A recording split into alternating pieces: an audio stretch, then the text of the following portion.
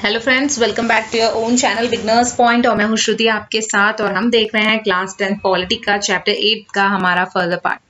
Different context, different challenges. अलग अलग contest मतलब अलग अलग जो प्रसंग हैं या अलग अलग जो सीन्स हैं या जो भी कह सकते हैं कि क्या सिचुएशंस हैं, उसमें चैलेंजेस डिफरेंट होंगे। अलग अलग या डिफरेंट कंटेक्स्ट के डिफरेंट चैलेंजेस हैं। और ये सारे जो कार्टून हमें नीचे दिए गए हैं ये रिप्रेजेंट कर रहे हैं challenges to democracy, deepening of democracy और डिफरेंट चैलेंजेस हमने देखे थे, चैलेंजेस टू एक्सपांशन। ये जो हमने इसकी प्रीवियस वाले वीडियो में देखा था, इस तरह के डिफरेंट जो चैलेंजेस हैं वो डेमोक्रेसी को लेकर ये जो नीचे दिए गए कार्टून है ये डिस्क्राइब कर रहे हैं।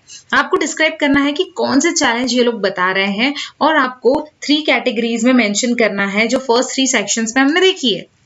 जैसे आपको फर्स्ट वाले कार्टून में हमें दिख रहा है मुबारक री इलेक्टेड। यहाँ पर ये बताया जा रहा है कि डेमोक्रेसी तो है, लेकिन यहाँ पर ये आदमी जिस तरह से इसका शो कर रहा है, कार्टून जो शो कर रहा है वो ये बता रहा है कि जैसे वो डेमोक्रेसी को नहीं बता रहा है, वो खुद अपने आप को जीत लिया है उसने, वो बाकी किसी की परवाह नहीं कर रहा है, सिर्फ वो खुद जीत गया है इसको बता रहा है। सीइंग द डेमोक्रेसी, यहाँ पर सेकेंड कार्टून में आप देख सकते हैं कि वो अपनी बंदूक को उल्टे पकड़े हुए हैं और उसमें से वो देख रहे हैं कि वो डेमोक्रेसी दिख रही है क्या, मतलब लोग डेमोक्रेसी को डेमोक्रेसी की तरह नहीं मानते।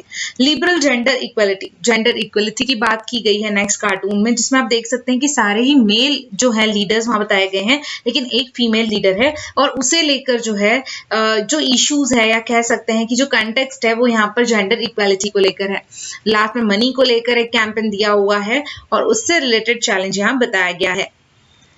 नीचे हमें यहाँ पर दिए हैं केस और कंटेक्स्ट, अलग अलग कंट्रीज के, कौन सी कंट्री में क्या केस हुए और उसके कंटेस्ट क्या थे, और आपको अपने डिस्क्रिप्शन में बताना है challenges to democracy in that situation. उस सिचुएशन में डेमोक्रेसी को कौन से चैलेंज फेस करने पड़ेंगे।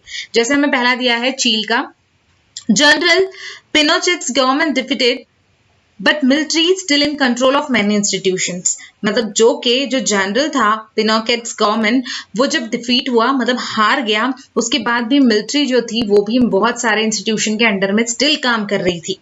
तो ये किस तरह का चैलेंज डेमोक्रेसी को फेस करना पड़ा यहाँ पर, तो उन्हें स्टैब्लिश करना पड़ा सिविलियन कंट्रोल को all over the governmental institutions. जितने भी गवर्नमेंटल इंस्टीट्यूशंस थे वहां पर सिविलियन कंट्रोल उन्हें एस्टैब्लिश करना पड़ा। Holding the first multi party elections, फिर उन्हें मल्टी पार्टी इलेक्शंस को होल्ड करना पड़ा, मतलब मल्टी पार्टी इलेक्शंस लेने पड़े। और लास्ट में recalling the political leaders from exile, मतलब ऐसे पॉलिटिकल लीडर्स जिन्हें देश निकाला दे दिया था या जिन्हें उनके देश से निकाल दिया था, उन्हें फिर से बुलाना पड़ा। तो इस तरह का चैलेंज जो था डेमोक्रेसी को फेस करना पड़ा। और इसी तरह से डिफरेंट यहाँ पर हमें कंट्रीज दी हुई हैं और उनके कंटेस्ट दिए हुए हैं, केस एंड कंटेस्ट, और उसके ऊपर किस तरह के चैलेंजेस डेमोक्रेसी को फेस करने पड़ेंगे ये आपको इसमें फिलअप करना है। Mexico, China, Pakistan, Iraq, south Africa, बहुत सारी कंट्रीज यहाँ दी हैं, Saudi Arabia, US, Yugoslavia, Belgium, Sri Lanka, US, बहुत सारी जो कंट्रीज हैं वो आपको इनके केस को पढ़ना है एंड देन उसके ऊपर आपको लिखना है कि किस तरह के चैलेंजेस फेस करना पड़ेंगे डेमोक्रेसी को।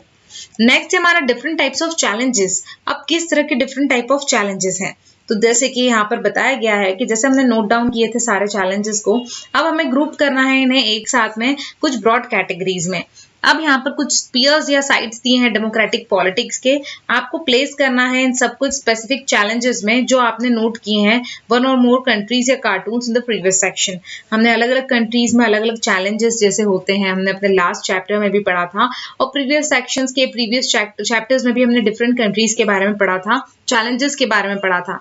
तो आपको उसके अकॉर्डिंग कुछ चैलेंजेस को फाइंड करना है और आपको इन दिए गए जो हमारे कंटेस्ट है या दिए गए ये जो कैटेगरीज है इसके अंदर आपको इसे डिवाइड करना है।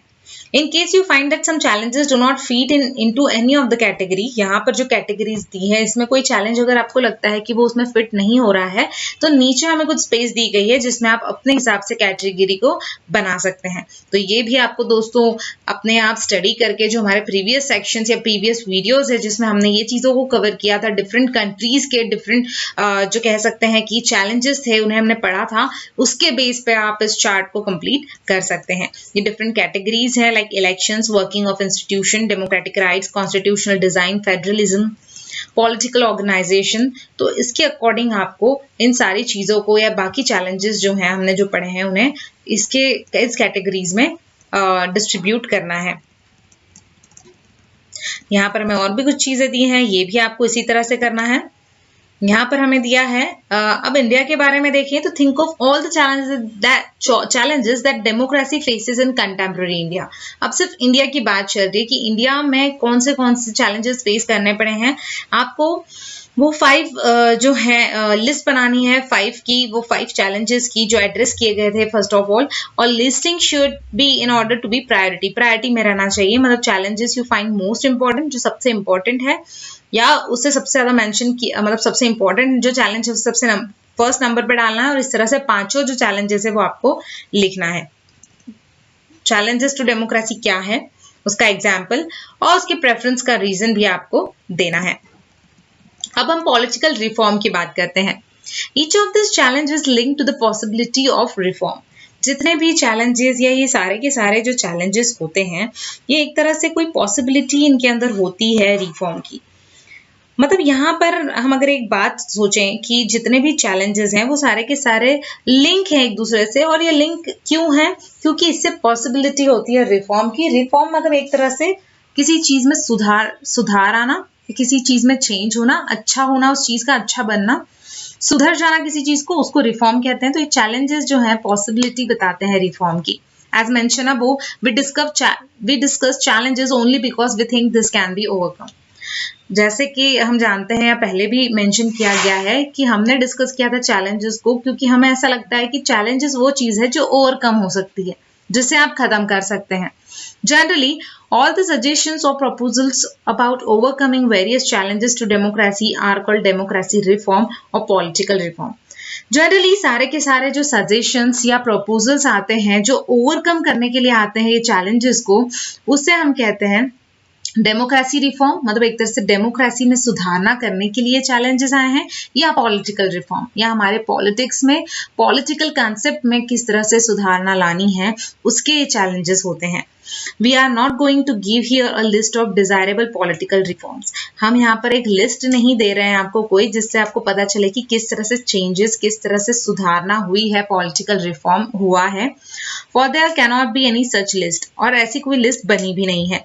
If all the countries do not have the same challenges, it follows that everyone cannot follow the same recipe of political reform। जो कि हमने पढ़ा कि कोई भी कंट्री में सेम चैलेंजेस नहीं होते, सब कंट्रीज के केस अलग हैं, और इसीलिए उनके अंदर के जो उनके ऊपर जो चैलेंजेस हैं, हर कंट्री के डेमोक्रेसी के चैलेंजेस भी डिफरेंट हैं। तो अगर चैलेंजेस हर कंट्री के सेम नहीं है तो कोई भी कंट्री के अंदर रिफॉर्म लाने के लिए भी सेम एक्टिविटी परफॉर्म नहीं होगी। अगर इंडिया में रिफॉर्मेशन करना है, किसी पॉलिटिकल सुधारना करनी है, तो जो चीजें हम कर रहे हैं वही चीज अगर हम यूएस में करें या बेल्जियम में करें या पोलैंड में करें तो डेफिनेटली हमें सक्सेस मिलेगा, ऐसा नहीं है, क्योंकि वहां के चैलेंजेस अलग हैं। So you have to prepare some other thing for that challenges. उनके लिए आपको कुछ अलग चीजें प्रिपेयर करनी होंगी। We cannot prescribe a procedure for car repair without knowing which model the car is। हम कभी भी किसी को प्रिस्क्राइब नहीं कर सकते। जैसे अगर मेरे पास में i10 गाड़ी है और मुझे उसके अंदर की चीजें या उसकी वो कार की रिपेयरिंग को लगने वाली चीजें पता है, तो अगर वही चीज को वो i10 की जो गाड़ी है उसी के जो वो है वो अगर मैं वैगनआर के लिए किसी को बता दूं तो क्या वो अप्लाई होगा? नहीं होगा। मतलब यहाँ क्या है कि डिफरेंट कार है, डिफरेंट मॉडल है कार के, तो आपका जो कंसेप्ट है या आपको जो नॉलेज है वो दूसरे इस पे अप्लाई नहीं होगा। What the defect is and what tools are available where the car has broken down etc। क्योंकि मेरी कार की जो तकलीफें हैं या मेरी कार की जो प्रॉब्लम्स है डेफिनेटली वो आपकी कार की भी होंगी, ये जरूरी नहीं है। मेरे कार में जो डिफेक्ट है वो आपके इसमें होगा, जरूरी नहीं है। या जो टूल्स मेरी कार को ठीक करने के लिए लग रहे हैं या जो टूल्स मेरी कार में लगे हैं जो खराब हैं वो डेफिनेटली वो आपके इसमें भी होंगे, ये चीजें जरूरी नहीं है। Can we at least have a list of such reforms for our country in today's context? अगर हम आज के तारीख से बात करें अगर, तो जो रिफॉर्म्स हमारी कंट्री में हुए हैं क्या हम उसकी लिस्ट बना सकते हैं?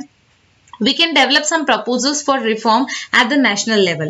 हम डेवलप कर सकते हैं, हम फॉर्म कर सकते हैं कुछ ऐसे प्रपोजल्स को सुधार करने के लिए नेशनल लेवल पे। But the real challenge of reform may not lie at the national level। लेकिन जो रियल चैलेंज होता है, जो सच्चा चैलेंज होता है रिफॉर्म के लिए, वो नेशनल लेवल पर काम नहीं करता। Some of the crucial questions need to be thought at the state or local level। क्योंकि कुछ क्रूशियल, कुछ इंपॉर्टेंट क्वेश्चंस को आपको सॉल्व करना होता है स्टेट और लोकल लेवल पर ही। Beside, such a list may become irrelevant after some time, क्योंकि ऐसी लिस्ट जो है कुछ समय के बाद irrelevant हो जाती है।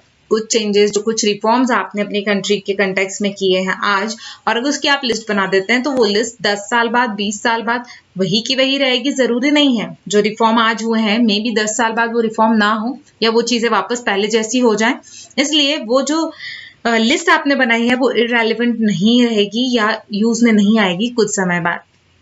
So instead of that, let us think of some broad guidelines that can be kept in mind while devising ways and means for political reforms in India. तो इसीलिए हमें ऐसा सोचना चाहिए कि लिस्ट बनाने के मतलब अलावा लिस्ट बनाने के बदले हमने तो कुछ ब्रॉड गाइडलाइंस हमारे दिमाग में होनी चाहिए जो हमें डिफरेंट वेज बताएंगी और पॉलिटिकल रिफॉर्म के लिए हेल्प करेगी इंडिया में। ये जो पॉइंट्स हमें दिए गए हैं इसे दोस्तों हम अपने अगले वीडियो में कवर करेंगे। यहाँ तक हमारा ये वीडियो कंप्लीट होता है। फर्दर वीडियो के लिए मेरा अगला वीडियो देखना ना भूलें, और अगर आपको मेरा ये वीडियो पसंद आया है तो प्लीज मेरे चैनल को सब्सक्राइब करें और वीडियो को लाइक करना ना भूलें। Thank you so much. Thanks a lot.